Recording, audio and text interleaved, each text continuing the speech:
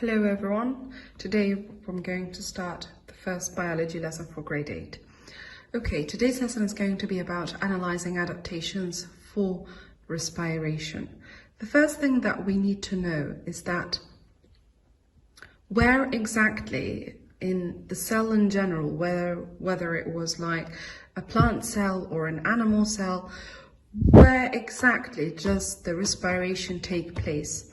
As we all know, like when we say that the cell actually respires, or respiration in general, it means it gives me energy for the cell in order to functionize or to make specific task, and then so on to the rest of the body or the rest of the plant. The cells here, they contain several structures. When I want to compare any cell, whether it's a plant cell or an animal cell, we have specific things or specific structures inside of the cells, which we call organelles. The following video I'll explain by drawing, but for now, please do follow with me. These several structures, one of them, there is something we call the mitochondria. The mitochondria here is considered to be the powerhouse or the source of energy for these cells. Why? Because they are the site of respiration. So whenever you get a question about where or what is the site of respiration in any cell, you know straight away that it's the mitochondria. It's called by another name, which is the powerhouses.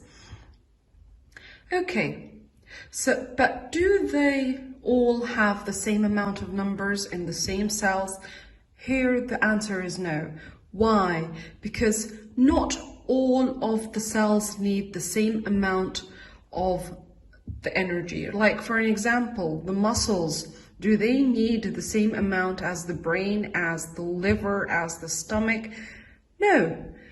So the number of mitochondria can be very variable depending on how much each cell needs energy. Okay, the respiration powerhouses, the mitochondria here, as how they look.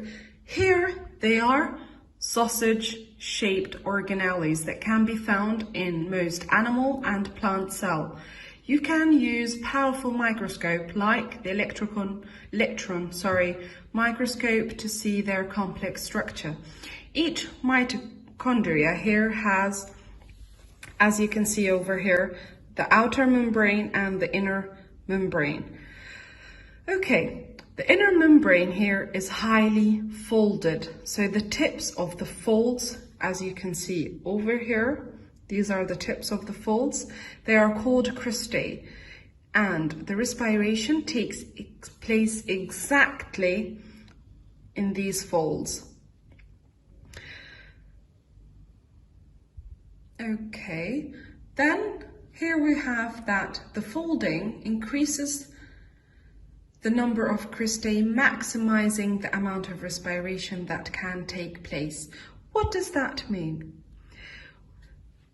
When there is actually more folds over here, that means the more of the amount of the respiration takes place. The fluid inside of the mitochondrion, it's called the matrix, which contains the enzymes which are very important for the respiration. Okay, this was all about the powerhouses or the mitochondria.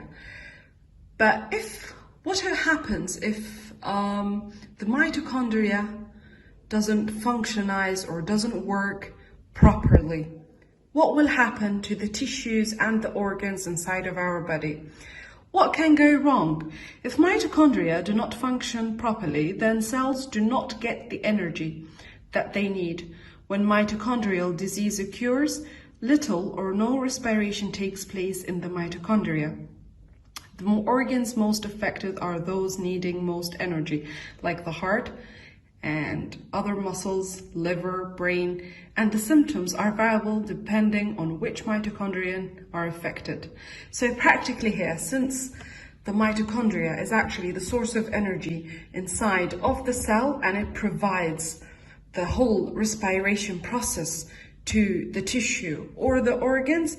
That means when it's not functioning or it's not working properly due to so many things, it actually leads to a disease, mostly to those organs who actually depend on the mitochondrial function.